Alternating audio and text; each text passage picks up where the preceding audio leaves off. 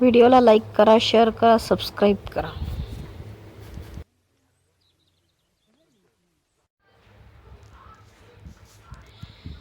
Hello students, आज आपण शिकणार आहोत इयत्ता 12वी विषय गृह व्यवस्थापन, धडा पहिला कौटुंबिक उत्पन्न.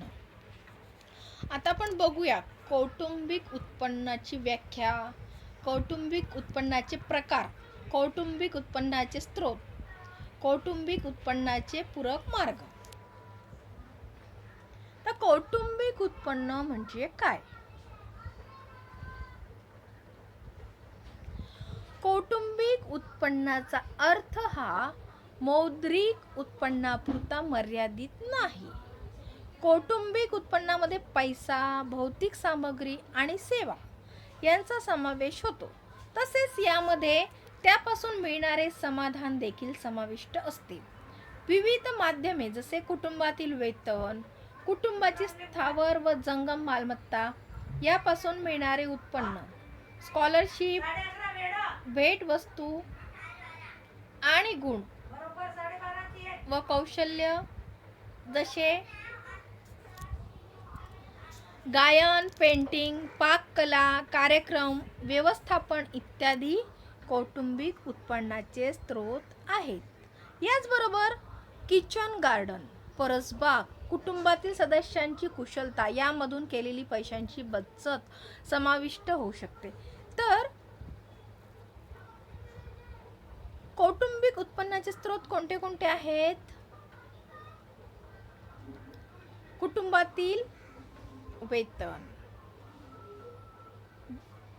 कुटुंबाची स्थावर व जंगम मालमत्ता यापासून मिळणारे उत्पन्न, स्कॉलरशिप, भेटवस्तू आणि गुण व कौशल्य जसे गायन, पेंटिंग, पाककला, कार्यक्रम व्यवस्थापन इत्यादी कौटुंबिक उत्पन्नाचे स्रोत आहेत.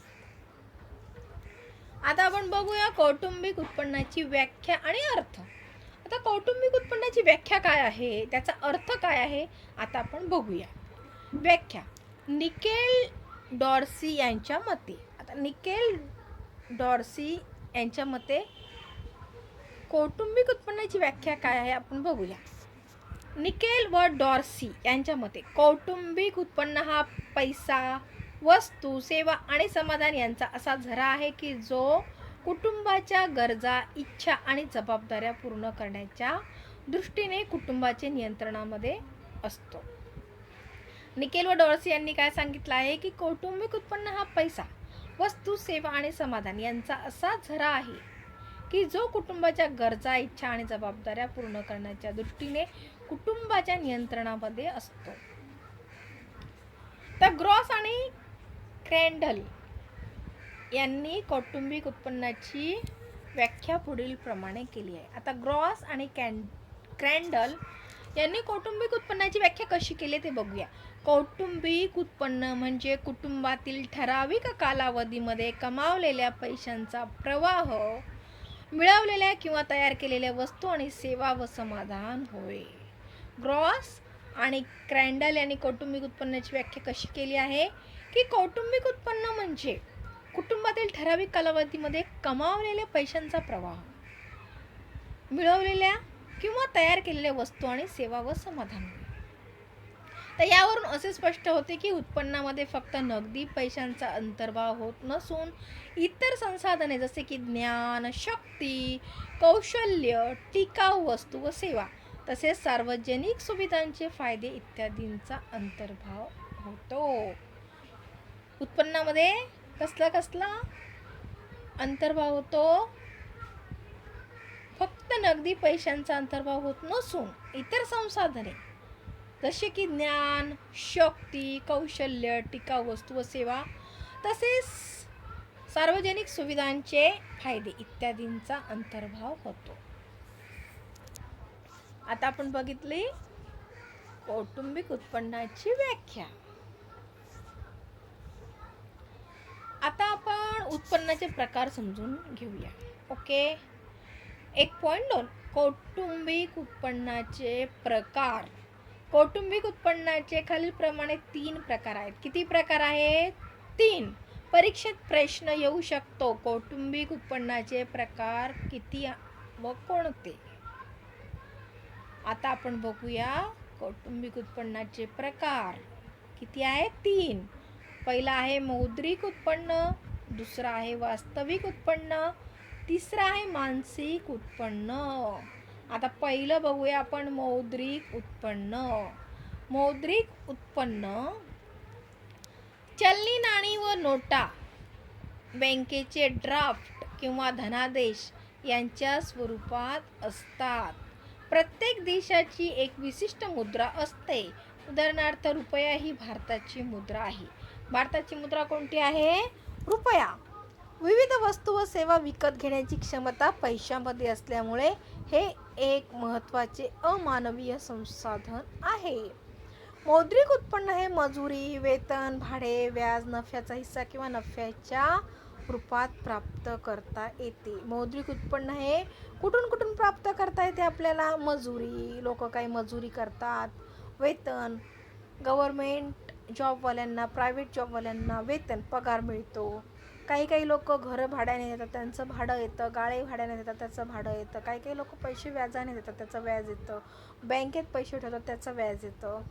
नफ्याचा हिस्सा किंवा नफ्याच्या स्वरूपात प्राप्त करतात. आता आपण मौद्रिक उत्पन्न बघितलं आहे. मौद्रिक उत्पन्न हे प्रत्येक व्यक्तीकरता महत्त्वपूर्ण आहे.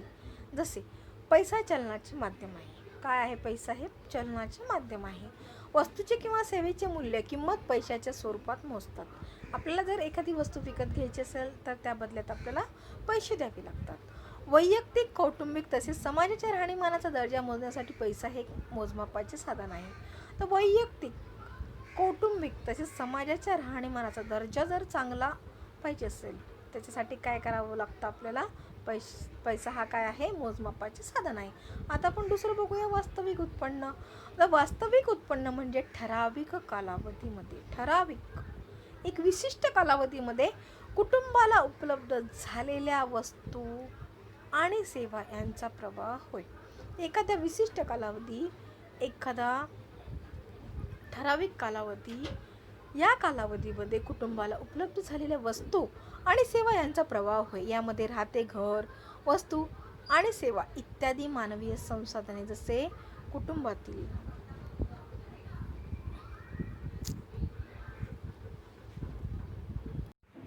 संसाधने, ऊर्जा, ज्ञान, कौशल्य, गुण आणि क्षमतांचा समावेश होतो. वास्तविक उत्पन्नाचे 2 प्रकार खालीलप्रमाणे आहेत. आता वास्तविक उत्पन्नाचे पण किती प्रकार आहेत? 2.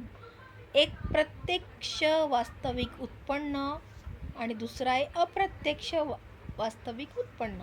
आता आपण बघूया अप्रत्यक्ष वास्तविक उत्पन्न. तर पैशाच्या उपयोगाशिवाय कुटुंबास उपलब्ध असलेल्या भौतिक वस्तू आणि सेवा यांना प्रत्यक्ष वास्तविक उत्पन्न असे म्हणतात. काय? पैशाच्या उपयोगाशिवाय कुटुंबास उपलब्ध असलेल्या भौतिक वस्तू आणि सेवा यांना प्रत्यक्ष वास्तविक उत्पन्न असे म्हणतात. कुटुंबाला मिळालेली वडिलोपार्जित संपत्ती, सरकारद्वारे प्राप्त सार्वजनिक सेवा जसे रस्त्यावरील प्रकाश व्यवस्था, वाहतुकीचे साधन, बागबगीचे इत्यादींचा समावेश होतो. तसेच यात कुटुंबातील सदस्यांनी एकमेकांना दिलेल्या सेवासुद्धा समाविष्ट होतात. तर प्रत्यक्ष वास्तविक उत्पन्न म्हणजे काय? आपल्याला वडिलोपार्जित मिळालेली संपत्ती, आपल्याला आपल्या आजोबांकडून, वडिलांकडून मिळालेलं घर, मिळालेली शेती, हे काय आहे? वास्तविक उत्पन्न आहे. काय आहे हे? वास्तविक उत्पन्न आहे.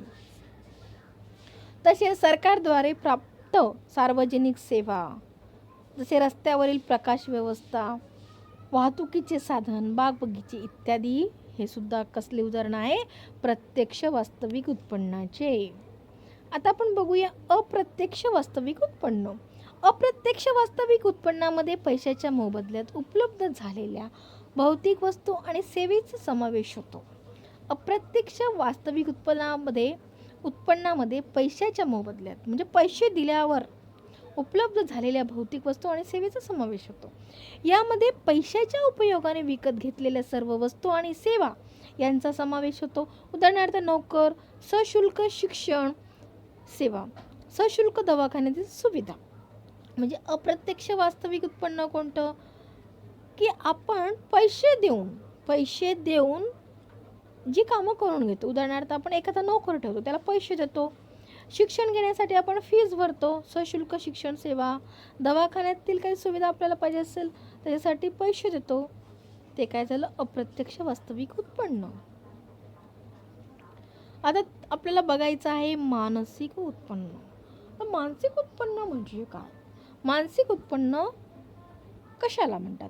तर भौतिक वस्तू, सेवा आणि मौद्रिक उत्पन्नाच्या उपभोगातून मिळालेले समाधान म्हणजे मानसिक उत्पन्न होय. मानसिक उत्पन्न म्हणजे काय? भौतिक वस्तू. आता भौतिक वस्तू कोणत्या कोणत्या आहे? आपण घरात वापरतो. आपला उन्हाळ्यामध्ये एसीची गरज असते, ते झालं भौतिक वस्तू. त्याच्यानंतर फ्रीज आपल्याला थंड पाणी पिण्यासाठी प्रत्येकजण घरात फ्रीज घेतं, कपडे धुण्यासाठी वॉशिंग मशीन घेतं. ह्या झाल्या भौतिक वस्तू. तर भौतिक वस्तू, सेवा आणि मौद्रिक उत्पन्नाच्या उपभोगातून मिळालेले समाधान म्हणजे मानसिक उत्पन्न होय. हे उत्पन्न मोजणे अवघड आहे, परंतु व्यक्तीला याची जाणीव होऊ शकते. हे उत्पन्न आपण मोजू शकतो का? मानसिक उत्पन्न नाही, पण त्याची जाणीव व्यक्तीला होते. एखाद्या व्यक्तीजवळ मौद्रिक उत्पन्न, वास्तविक उत्पन्न किंवा दोन्ही असेल, परंतु असे आवश्यक नाही की व्यक्तीजवळ मानसिक उत्पन्न असेलच.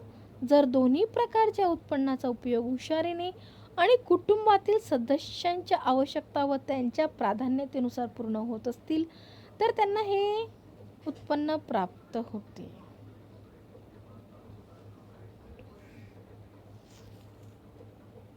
तुम्हाला माहीत आहे का कौटुंबिक उत्पन्नाचे स्रोत? तर कौटुंबिक उत्पन्नाचे स्रोत कोणते कोणते आहे ते आपण बघूया. 1.3 कौटुंबिक उत्पन्नाचे स्रोत. कौटुंबिक उत्पन्नाचे स्रोत. कुटुंबाच्या मौद्रिक उत्पन्नाचे स्रोत खालील प्रमाणे आहेत. आता पहिलं वेतन. वेतन म्हणजे व्यक्तीस शासकीय, निमशासकीय किंवा खाजगी नोकरीतून मिळालेले मासिक वेतन, जे नोकरीचा प्रकार, शैक्षणिक पात्रता आणि अनुभव. वेतन म्हणजे काय? पगार. जे लोक सरकारी नोकरी किंवा प्रायव्हेट जॉब करतात किंवा काही लोकांकडे शैक्षणिक पात्रता असते, त्यानुसार ते पैसे कमवतात, त्यांना महिन्याला जो पगार मिळतो ते झालं वेतन.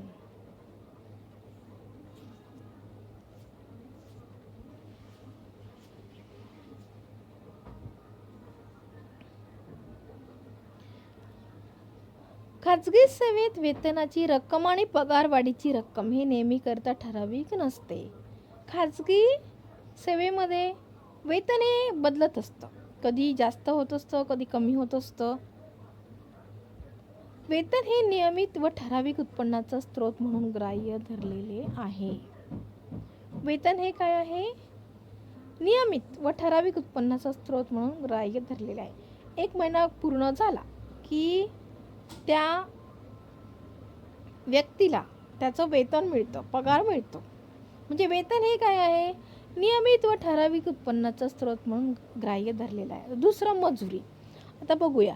मजुरी म्हणजे कोणत्याही मानसिक किंवा शारीरिक कामासाठी दिला जाणारा ठराविक मौद्रिक परतावा, म्हणजेच विशिष्ट कार्यासाठी निश्चित मौद्रिक उत्पन्न. मजुरी ठरवताना उत्पादन, कामाचे तास आणि कामाचा प्रकार याला महत्त्व दिले जाते. उत्पन्नाच्या या स्रोताला उत्पन्नाचा निश्चित स्रोत म्हणता येत नाही. मजुरी. आता समजा एखाद्या ठिकाणी बांधकाम सुरू आहे, तिथे भरपूर मजूर काम करत असतात. ते किती तास काम करतात, किती वेळ काम करतात, त्याच्यानुसार त्यांची मजुरी ठरवली जाते. तसे शेतामध्ये मजूर शेती कामासाठी येतात. ते किती वाजता आले, किती वाजेपर्यंत काम करणार, त्याच्यानुसार त्यांची मजुरी ठरवली जाते. म्हणजे मजुरी ठरवताना उत्पादन कामाचे तास आणि कामाचा प्रकार याला महत्त्व दिले जाते. पण उत्पन्नाच्या स्रोताला उत्पन्नाचा निश्चित स्रोत म्हणता येत नाही, कारण कधी कधी काम मिळेल, कधी कधी मिळणार नाही. मजूर लोकांना काही वेळेस काम मिळतं, काही वेळेस मिळत नाही. म्हणून मजुरी उत्पन्नाचा निश्चित स्रोत नाही.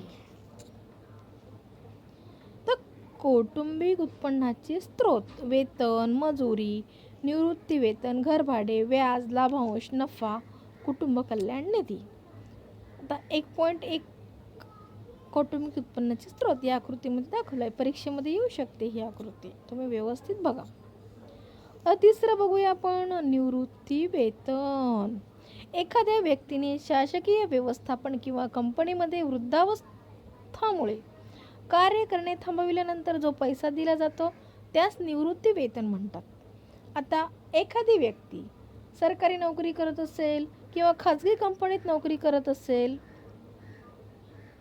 आणि जेव्हा ती व्यक्ती वृद्ध होते त्यावेळेला ती काय करते, ती व्यक्ती रिटायरमेंट घेते, काम करणं थांबवते. मग रिटायरमेंट नंतर ती काम करत नसताना जे वेतन त्या व्यक्तीला मिळतं त्याला म्हणतात निवृत्ती वेतन.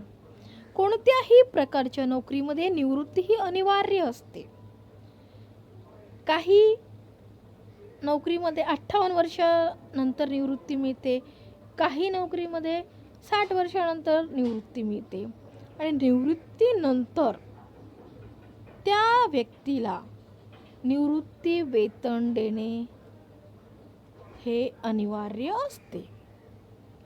कारण म्हातारं झाल्यानंतर त्या व्यक्तीला खायला जगण्यासाठी पैसे पाहिजे ना.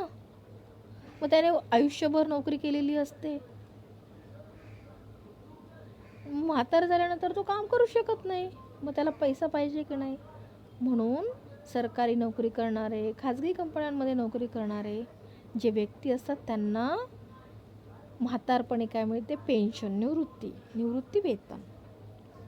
व्यक्तीचा सेवा काळ त्याच्या वयावर अवलंबून असतो. सेवेच्या किंवा कामाच्या प्रकारावर निवृत्तीचे वय वेगवेगळे असते. जशी सेवा असेल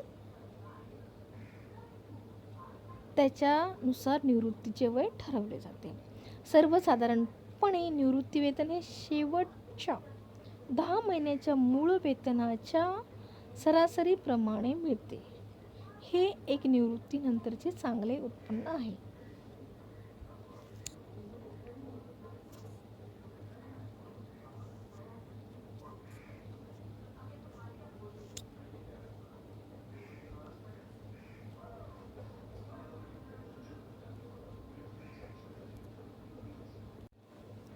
तर घर भाडे, चौथं आपण बघूया घर भाडे. भाडे कडून घरमालकास दर महिन्यास काही रोख रक्कम मिळते त्यास घरभाडे म्हणतात. घरभाडे हे निश्चित अशा प्रकारचा उत्पन्नाचा स्रोत आहे. घर भाड्यामुळे आर्थिक मदत होते. घराचे ठिकाण, घराचे एकूण क्षेत्र आणि घरात दिल्या जाणाऱ्या सुविधांवर घरभाडे अवलंबून असते.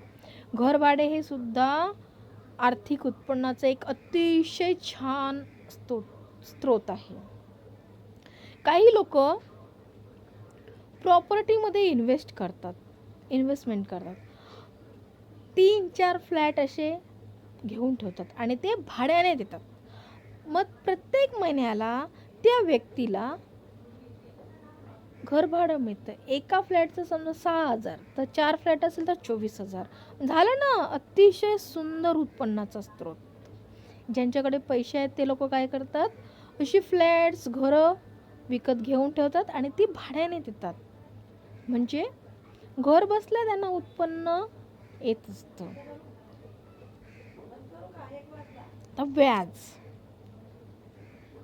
व्याज उत्पन्नाचा महत्त्वाचा स्रोत आहे. बँकेत, पोस्ट ऑफिसमध्ये किंवा इतर बचत योजनेत बचत करून ठेवलेल्या मुद्दलावर काही उत्पन्न मिळते, ते म्हणजे व्याज. व्याजाचा दर मुदत ठेवीच्या कालावधीप्रमाणे बदलतो. जर बचत ठेवीचा कालावधी दीर्घ असेल तर व्याजाचा दर जास्त असतो. व्याज दर चक्रवाढ व्याजाने दिले गेले तर ठेवीदारास जास्त आर्थिक फायदा होतो. तर व्याज हे सुद्धा अतिशय महत्त्वाचं उत्पन्नाचा स्रोत आहे. कारण आपण बँकेत पोस्ट ऑफिसमध्ये किंवा इतर बचत योजनेत बचत करून काही मुद्दल ठेवतो, काही सेविंग्स करतो, त्याच्यावर आपल्याला काय मिळतं? व्याज मिळतं. आणि व्याजाचा दर हा मुदत ठेवीच्या कालावधीप्रमाणे बदलतो. जर आपण जास्त वर्षासाठी, जास्त कालावधीसाठी जर पैसे ठेवले तर आपल्याला त्याचा व्याज जास्त प्रमाणात मिळतो. म्हणजे व्याज हा सुद्धा उत्पन्नाचा अतिशय महत्त्वाचा स्रोत आहे. बरेच लोक बँकेत FD बनवतात, फिक्स डिपॉझिट, किंवा पोस्ट ऑफिसमध्ये पैसे ठेवतात, किंवा इतर बचत योजनेत आपले पैसे ठेवतात. त्याच्यावर त्यांना काय मिळतं? व्याज. आणि त्या व्याजावर सुद्धा बरेच लोक आपलं घर चालवतात, उदरनिर्वाह करतात. व्याज हा सुद्धा उत्पन्नाचा अतिशय महत्त्वाचा स्रोत आहे. आता पुढचं बघूया, लाभांश. जर व्यक्तीने विशिष्ट कंपनीचे शेअर्स खरेदी केले असतील तर कंपनीच्या नफ्यातून व्यक्तीला लाभांश मिळू शकतो. मिळणारा लाभांश हा कंपनीचा नफा तसेच व्यक्तीजवळ असलेल्या शेअर्सच्या प्रमाणावर अवलंबून असतो. तर लाभांश, जर आपण एखाद्या कंपनीचे शेअर्स खरेदी केले असतील आणि त्या कंपनीला जर भरपूर फायदा झाला असेल तर आपल्याला सुद्धा त्या घेतलेल्या शेअर्समधून नफा मिळतो. जर आपल्याकडे जास्तीत जास्त शेअर्स असतील तर आपल्याला जास्तीत जास्त त्याचा नफा मिळतो. आता पुढचा आहे नफा. व्यवसाय चालवण्यासाठी पैशाची आवश्यकता असते. जर आपल्याला कोणताही बिझनेस करायचा असेल, व्यवसाय करायचा असेल तर आपल्याला पैशाची गरज पाहिजे, भांडवल पाहिजे. भांडवल असेल तरच आपण बिझनेस करू शकतो, नाहीतर आपण बिझनेस करू शकत नाही. व्यक्तीला त्याच्या उद्योगातून काही पैसा मिळत असेल आणि जर ही मिळकत त्याने उद्योगासाठी खर्च केलेल्या भांडवलापेक्षा जास्त असेल तर अतिरिक्त मिळकतीस निव्वळ नफा म्हणून गृहीत धरतात. समजा आपण एखादा बिझनेस सुरू केला आणि त्या बिझनेससाठी आपण 1,00,000 रुपये खर्च केले आणि त्या बिझनेसमध्ये आपण जी काही वस्तू बनवली आहे किंवा जो काही आपला बिझनेस असेल, 1,00,000चे आपल्याला जर 2,00,000 मिळाले म्हणजे 1,00,000 आपल्याला एक्स्ट्रा मिळाले. 1,00,000 एक्स्ट्रा मिळालेला तो काय झाला? आपला नफा झाला, प्रॉफिट झाला. निव्वळ नफा म्हणजे खऱ्या अर्थाने फायदा, कारण तीच व्यक्तीची खरी आर्थिक प्राप्ती असते. निव्वळ नफा हा उद्योगाच्या प्रकाराप्रमाणे बदलत असतो. जसा उद्योग असेल तसा नफा बदलणार. जर आपल्याला आपल्या बिझनेसमध्ये जास्त फायदा झाला तर जास्त नफा होणार आपल्याला. काही उद्योगांसाठी इतर उद्योगांच्या तुलनेत जास्त भांडवल आणि जास्त श्रमाची गरज असते. उद्योगाची निवड करताना या बाबी लक्षात घ्याव्या. आपण कोणता बिझनेस सुरू केला आहे, त्याच्यामध्ये किती परिश्रम करावं लागणार आहे, किंवा किती आपण फक्त स्किल वापरणार त्याच्यामध्ये, ते प्रत्येक बिझनेसवर अवलंबून असतं. म्हणजे बिझनेस केल्यानंतर आपलं खर्च काढून जो वरचा पैसा आपल्याला मिळतो तो काय असतो? नफा असतो. तो कुटुंब कल्याण निधी किंवा परतावा. तो कुटुंब कल्याण निधी किंवा परतावा हे काय आहे आपण बघूया. शासकीय, निमशासकीय किंवा खाजगी संस्थेत कार्यरत असलेल्या व्यक्तीस तिच्या पगाराव्यतिरिक्त कुटुंब कल्याण निधी म्हणून काही अतिरिक्त रक्कम मिळते. ही रक्कम आणि दिल्या जाणाऱ्या सुविधा या नोकरीच्या प्रकारावर आणि व्यक्तीच्या सेवा ज्येष्ठतेवर अवलंबून असते. वैद्यकीय भत्ता, घरभाडे भत्ता आणि शहर भत्ता अशा प्रकारच्या आणखी सुविधा कुटुंब कल्याण निधीच्या अंतर्गत दिल्या जातात. तर कुटुंब कल्याण निधी किंवा परतावा हे प्रत्येक शासकीय, निमशासकीय किंवा खाजगी संस्थेत कार्यरत असलेल्या व्यक्तीस तिच्या पगाराव्यतिरिक्त कुटुंब कल्याण निधी म्हणून काही अतिरिक्त रक्कम मिळते. जसं काही घर भाडा भत्ता असतो, त्याच्यानंतर वैद्यकीय भत्ता म्हणजे कोणी आजारी असेल तर त्याच्यासाठी असे वेगळे पैसे. शहर भत्ता हा पगाराच्या व्यतिरिक्त दिला जाणारा वेगळा पैसा, त्याला म्हणतात कुटुंब कल्याण निधी किंवा परतावा.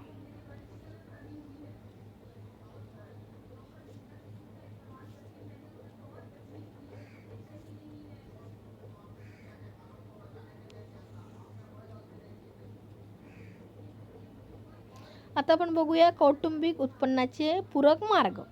आता उत्पन्न कुठून येणार आपल्याला, त्याचे मार्ग कोणते कोणते आहे ते तर बघायला पाहिजे ना. तर कौटुंबिक उत्पन्नाचे पूरक मार्ग 2 आहेत. कौटुंबिक उत्पन्न वाढवून, खर्चामध्ये कपात करून. आता आपण पहिलं बघूया कौटुंबिक उत्पन्न वाढवून. वास्तविक उत्पन्न वाढविता येऊ शकते. आपल्याला वास्तविक उत्पन्न काय करता येऊ शकते, वाढवता येऊ शकते. मानवीय संसाधने जसे ज्ञान, कौशल्य, योग्य क्षमता आणि वेळेचा योग्य उपयोग करून कुटुंबाचे मौद्रिक उत्पन्न व सदस्याचे अधिकचे प्रयत्न कौटुंबिक उत्पन्न वाढवण्याकरता महत्त्वपूर्ण भूमिका पार पडतात. कौटुंबिक उत्पन्नाचे पूरक मार्ग खालीलप्रमाणे आहेत. आपल्याकडे ज्ञान असेल, कौशल्य असेल, योग्य क्षमता असेल तर आपण आपलं कौटुंबिक उत्पन्न वाढवू शकतो. आता कौटुंबिक उत्पन्नाचे पूरक मार्ग खालीलप्रमाणे आहेत. पहिला आहे गृह उद्योग आणि लघु उद्योग. गृह उद्योग आणि लघु उद्योग. आता गृह उद्योग कोणते, लघु उद्योग कोणते आपण बघूया. ज्या कुटुंब किंवा व्यक्तीजवळ उद्योजकतेचे कौशल्य असते अशी कोणतीही व्यक्ती किंवा कुटुंब गृह उद्योग किंवा लघु उद्योग सुरू करू शकते. असे उद्योग कौटुंबिक उत्पन्न वाढवितात. कुटुंब प्रमुख किंवा कुटुंबातील इतर सदस्य या कार्यात मदत करू शकतात. उदाहरणार्थ खाद्यपदार्थ विक्री केंद्र, अन्न संरक्षण, स्वेटर विणणे, शिलाई काम, भरतकाम, DTP, स्क्रीन प्रिंटिंग, बुटीक, क्रोशिया काम, ब्युटी पार्लर इत्यादी. आजकाल काम करणाऱ्या व्यक्तींना जेवण उपलब्ध करून देणारी छोटी हॉटेल्स अधिक लोकप्रिय आहेत. जर आपल्याला कौटुंबिक उत्पन्न वाढवायचं असेल तर आपण काय, गृह उद्योग, घरात बसून सुद्धा आपण उद्योग करू शकतो. तर ते कोणते, खाद्यपदार्थ विक्री केंद्र. आपण छान छान खाद्यपदार्थ बनवायचे आणि ते विकायचे. त्याच्यानंतर अन्न संरक्षण, स्वेटर विणणे. स्त्रियांना अतिशय सुंदर सुंदर छान छान स्वेटर विणता येतात, विणकाम करता येतं, शिलाई काम करता येतं. ते शिलाई काम करून पण आपण कौटुंबिक उत्पन्न वाढवू शकतो. भरतकाम करून, DTP, स्क्रीन प्रिंटिंग करून, बुटीक करून, क्रोशिया काम, ब्युटी पार्लर चालवून, हे सगळे गोष्टी आपण घरी बसून करू शकतो आणि आपल्या कुटुंबासाठी मदत करू शकतो. कौटुंबिक उत्पन्न वाढवण्यासाठी आपण हे छोटे कामं घरात बसून सुद्धा करू शकतो. आजकाल काम करणाऱ्या व्यक्तींना जेवण उपलब्ध करून देणारी छोटी हॉटेल्स अधिक लोकप्रिय आहेत. जे लोक बाहेर काम करतात त्यांना आपण छानपैकी छोटे हॉटेल पण टाकून त्यांना त्यांच्या जेवणाची सोय करू शकतो. आता लघु उद्योग जसे साबण बनवणे, तेल काढणे, दागिने बनवणे, मेणबत्ती बनवणे, सुती किंवा रेशीम धागे कातणे इत्यादी उद्योग करता येतात. शासन देखील अशा लघु उद्योगांना आर्थिक सहाय्य करते. जर आपण छोटे लघु उद्योग सुरू केले, म्हणजे साबण बनवणे, आपण हे जर शिकून घेतलं आणि साबण बनवण्याचा उद्योग सुरू केला, किंवा तेल काढणे, दागिने बनवणे, मेणबत्ती बनवणे, सुती किंवा रेशीम धागे कातणे इत्यादी उद्योग सुरू करता येतात. आणि असे उद्योग आपण जर सुरू केले तर शासन आपल्याला काय करतं, आर्थिक सहाय्य करतं, म्हणजे पैशांची मदत करतं. आपण हे उद्योग सुरू करण्यासाठी सरकारकडून पैसे घेऊ शकतो. आपल्याला सरकार काही स्कीम देतात आणि मग आपला उद्योग चांगला चालला की मग ते आपल्याला काही पैशांची सूट असते आणि बाकीचे पैसे सरकारला म्हणजे ते रिटर्न करायचे असतात. तसं आपण करू शकतो. आता अंशकालीन नोकरी, अर्धवेळचे काम. आता अंशकालीन म्हणजे अर्धवेळ काम करायचं, पार्ट टाइम जॉब. कुटुंबातील कोणतीही व्यक्ती अंशकालीन नोकरी करून कुटुंबाचे उत्पन्न वाढवू शकते. आता कुटुंब चालवण्यासाठी पैसे तर पाहिजे आपल्याला. कुटुंबात जेवढे व्यक्ती असतील त्यांनी सगळ्यांनी, कोणी काही घरकामं केली, स्वेटर विणली, काही छोटे उद्योग केले किंवा अंशकालीन नोकरी केली तर आपल्या कुटुंबासाठी त्या पैशांची मदत होऊ शकते. आपण त्या पैशांनी कुटुंबाचं उत्पन्न वाढवू शकतो. अंशकालीन नोकरीमध्ये ठराविक तासाकरता कार्य केल्यामुळे त्यानुसार पैसा प्राप्त होतो. अंशकालीन नोकरीमध्ये काय, काही ठराविक तास, 4 तास 5 तास पार्ट टाईम जॉब, असं 4-5 तास काम करायचं आणि त्या बदल्यात आपल्याला काय मिळतात, पैसे. उदाहरणार्थ एखाद्या कार्यालयामध्ये टायपिंगचे काम, कारखाना किंवा दुकानामध्ये हिशोब ठेवण्याचे, विनियोग काम इत्यादी करणे. मोठ्या शहरामध्ये कॉल सेंटर प्रचलित होत आहेत. अशा सेंटरमध्ये विद्यार्थ्यांना शिक्षणासोबत रोजगार देखील प्राप्त होऊ शकतो. महाविद्यालयीन विद्यार्थी देखील त्यांचा आर्थिक खर्च भागवण्यासाठी उन्हाळ्याच्या सुट्टीमध्ये नोकरी करू शकतात. आता बघा, आपल्याला जर कुटुंबाला मदत करायची असेल, कुटुंबाच्या उत्पन्नात आपल्याला भर घालायची असेल, कुटुंबातील उत्पन्नात आपल्याला वाढ करायची असेल, तर आपण 3-4 तास टायपिंगचं काम किंवा एखाद्या दुकानामध्ये हिशोब ठेवण्याचं काम, किंवा आता शहरामध्ये बऱ्याच ठिकाणी कॉल सेंटर आहेत, तिथे आपण 4-5 तास काम करू शकतो आणि त्या कामाच्या मोबदल्यात आपल्याला चांगल्या प्रकारे वेतन मिळतं आणि ते आपण आपल्या कुटुंबातील खर्चासाठी वापरू शकतो. महाविद्यालयातील विद्यार्थी, आता कॉलेजच्या विद्यार्थ्यांना जेव्हा सुट्टी असेल तेव्हा ते 2-3 महिने असं काम करून आपल्या शिक्षणासाठी पैसे जमा करू शकतात. ते पार्ट टाईम जॉब, अंशकालीन काम.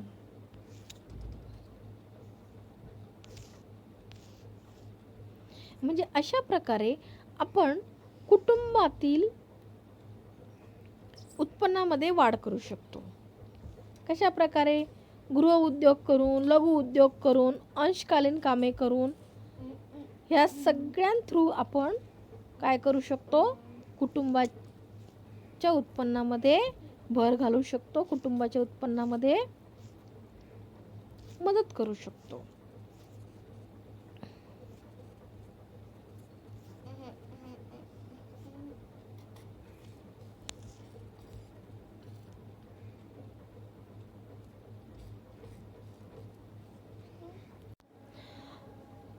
उत्पन्नाचा पुढचा स्रोत आहे शिकवणी किंवा छंद वर्ग.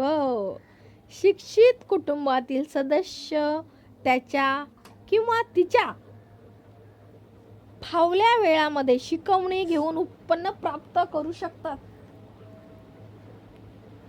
काही विद्यार्थी उच्च शिक्षण घेत असताना शिकवणी घेऊन आपला खर्च पूर्ण करू शकतात. अधिकचे उत्पन्न मिळवण्याकरता छंद वर्ग घेणे हे देखील एक लोकप्रिय क्षेत्र आहे. शिकवणी घेऊन आपण कौटुंबिक उत्पन्नामध्ये भर घालू शकतो. काही कॉलेजमधले विद्यार्थी पुढील शिक्षण करण्यासाठी जर त्यांच्याकडे पैसे नसतील आणि हुशार विद्यार्थी असेल तर शिकवण्या घेऊन, ट्युशन्स घेऊन आपल्या शिक्षणासाठी पैसे जमवू शकतात. तसेच घरी असलेल्या स्त्रिया ज्यांना नोकरी करायची नसेल ते घरी शिकवणी घेऊन पण पैसे कमवू शकतात आणि आपल्या कुटुंबाला मदत करू शकतात. अधिकचे उत्पन्न मिळवण्याकरता छंद वर्ग घेणे हे देखील एक लोकप्रिय क्षेत्र आहे. आता पुढचं बघूया, अन्न संरक्षित करणे आणि साठवण करणे.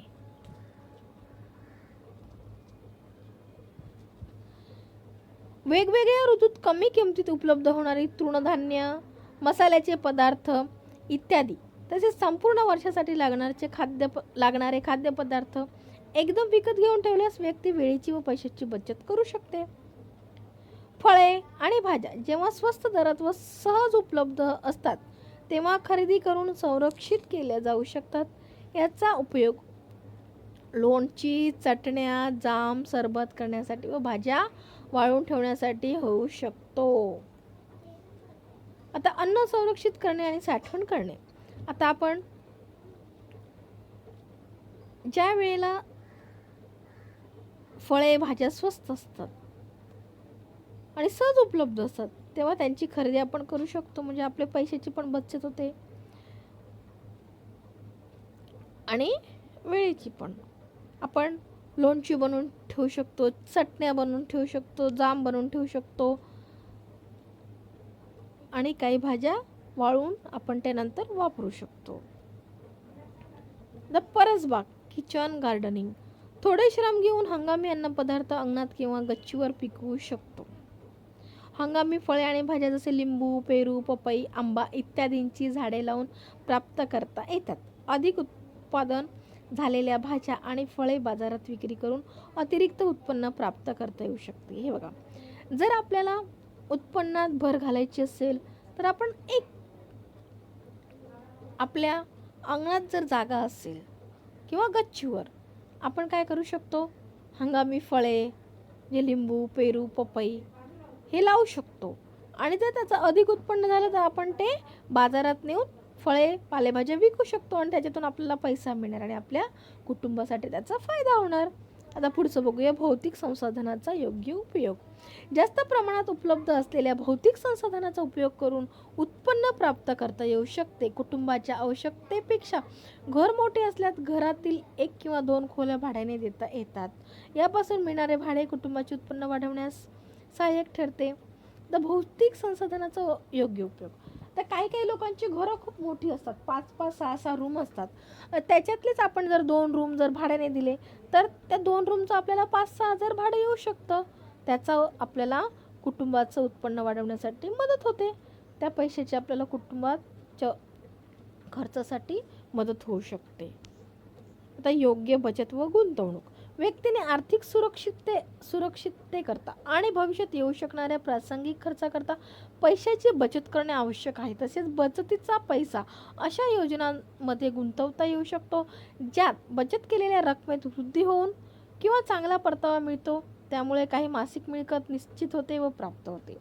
योग्य बचत आणि गुंतवणूक. प्रत्येक व्यक्तीने योग्य बचत ही केलीच पाहिजे आणि कुठेतरी गुंतवणूक केलीच पाहिजे, कारण ती आपली आर्थिक सुरक्षितता असते आणि भविष्यात एखाद्या वेळेस आपल्याला अतिशय इमर्जन्सी असेल, एखादा प्रसंग आला असेल, तेव्हा आपल्याला पैसे लागणार असतील, त्यावेळेला ती बचत आपल्याला कामात येऊ शकते. म्हणून प्रत्येक व्यक्तीने आपण जेवढे पैसे कमवतो त्यातून थोडी तरी बचत केली पाहिजे आणि कुठेतरी काहीतरी गुंतवणूक केली पाहिजे, की ती गुंतवणूक केल्यानंतर त्या गुंतवणूक केलेल्या पैशांमध्ये वृद्धी होऊ शकते. ते पैसे थोडे वाढू शकतात आणि त्याचा आपल्याला मग फायदा होऊ शकतो.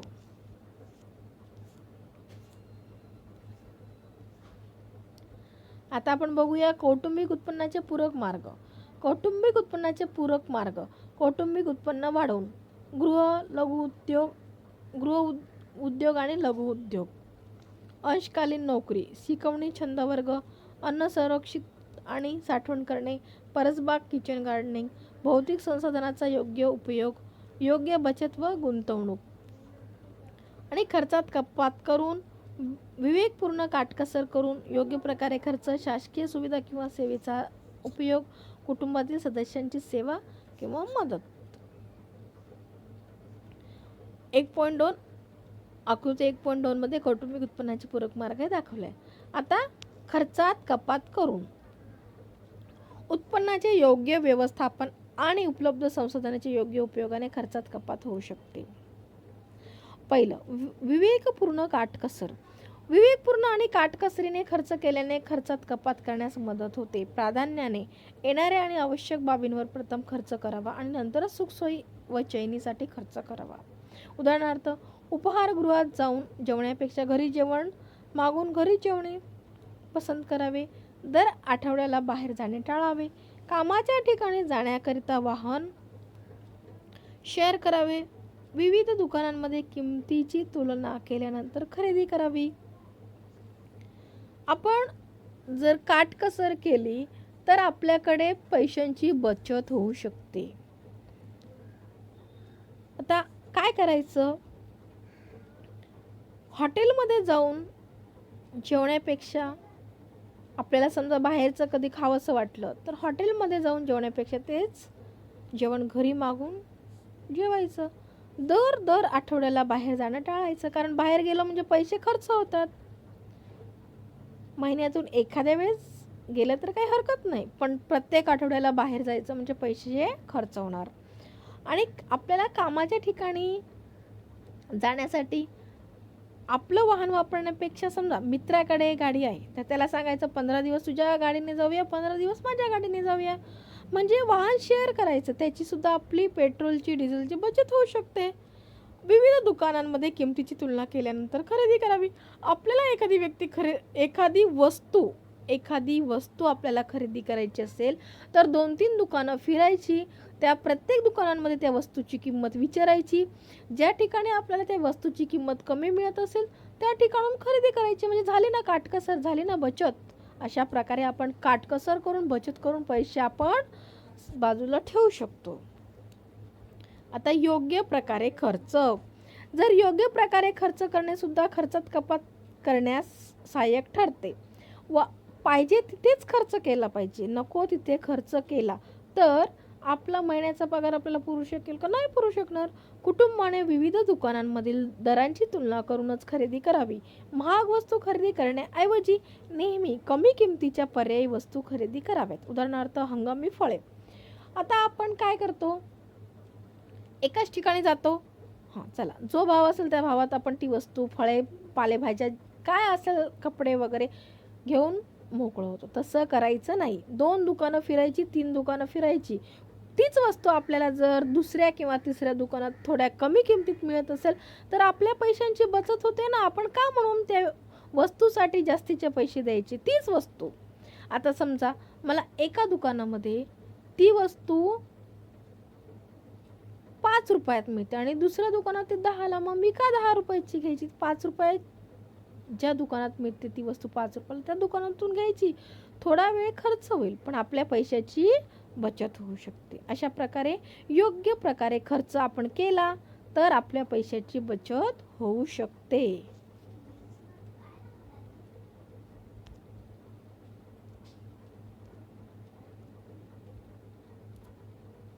फळे आणि भाज्या स्वस्त असल्याने व्यक्ती त्या खरेदी करू शकते. घाऊक विक्रेता किंवा शासकीय दुकानातून खरेदी करून व्यक्ती खर्चात कपात करू शकते. तर शासकीय सुविधा किंवा सेवेचा उपयोग करून खर्च कमी केला जाऊ शकतो. मासिक विकत घेण्यापेक्षा जवळच्या ग्रंथालयातून आणल्यास मासिकावरील पैशाची बचत होईल. शासकीय दवाखाने, शाळा, महाविद्यालय इत्यादींचा उपयोग केल्यास पैशाची बचत होण्यास मदत होते. कुटुंबातील सदस्यांची सेवा किंवा मदत. कुटुंबातील सदस्यांची सेवा किंवा मदत खर्च कमी करण्यास सहाय्यक ठरते. उदाहरणार्थ जर एखाद्याला कपडे शिवता येत असेल तर घरी शिवणकाम केल्याने शिवणकामाच्या खर्चात बचत करता येते. त्याचप्रमाणे मुलांना घरी शिकवल्यास, पंखे दुरुस्ती किंवा विद्युत उपकरणांची दुरुस्ती घरी केल्यास पैशांची बचत होऊ शकते. कुटुंबातील सदस्यांच्या कार्यक्षमतेनुसार त्यांनी गृहकार्य केल्यास आर्थिक समस्या टळू शकतात. तर तुम्ही आठवू शकतात का की एखाद्या विशिष्ट कालावधीमध्ये कुटुंबातील सदस्यांनी मिळवलेला पैसा किंवा खरेदीची क्षमता, तसेच कुटुंबाला त्या ठराविक काळात मिळालेल्या किंवा तयार केलेल्या वस्तू आणि सेवा, अशा प्रकारे कौटुंबिक उत्पन्नाची व्याख्या केली जाऊ शकते. तर कौटुंबिक उत्पन्न 3 प्रकारात विभागले गेले आहे: मौद्रिक उत्पन्न, वास्तविक उत्पन्न आणि मानसिक उत्पन्न. तर कौटुंबिक उत्पन्नाचे स्रोत: वेतन, मजुरी, निवृत्ती वेतन, घर भाडे, व्याज, लाभांश, नफा, कुटुंब कल्याण निधी किंवा परतावा. तर कौटुंबिक उत्पन्नाचे पूरक मार्ग. कौटुंबिक उत्पन्नाचे 2 पूरक मार्ग आहेत: कौटुंबिक उत्पन्न वाढवून, खर्चात कपात करून. कौटुंबिक उत्पन्न वाढून गृह उद्योग, लघु उद्योग, अंशकालीन नोकरी, शिकवणी किंवा छंदवर्ग, अन्न संरक्षित आणि साठवण करून किंवा परसबाग, किचन गार्डन, भौतिक संसाधनाचा योग्य उपयोग, योग्य बचत आणि गुंतवणूक करून खर्चात कपात करणे. विवेकपूर्ण आणि काटकसरीने खर्च करून, योग्य प्रकारे खर्च करून, खर्च कमी करून कुटुंबातील सदस्यांच्या सेवांच्या उपयोगाने खर्चात कपात करण्यास मदत होते. तर अशा प्रकारे विद्यार्थ्यांनो या धड्यात अतिशय सुंदर प्रकारे कौटुंबिक उत्पन्नाची व्याख्या दिली आहे. कौटुंबिक उत्पन्नाचे प्रकार दिले आहेत, स्रोत आहेत, पूरक मार्ग कोणते आहेत ते दिले आहेत. तर तुम्ही हा व्हिडिओ व्यवस्थितपणे बघा, तुमच्या मित्रांना शेअर करा, लाईक करा, सबस्क्राईब करा. Please like, share and subscribe my channel. Thank you. जर तुम्हाला हा व्हिडिओ आवडला असेल तर या व्हिडिओला लाईक करा आणि जास्तीत जास्त लोकांना शेअर करा आणि सबस्क्राईब करा आणि ऑल नोटिफिकेशनच्या बेलवर क्लिक करा. थँक्यू.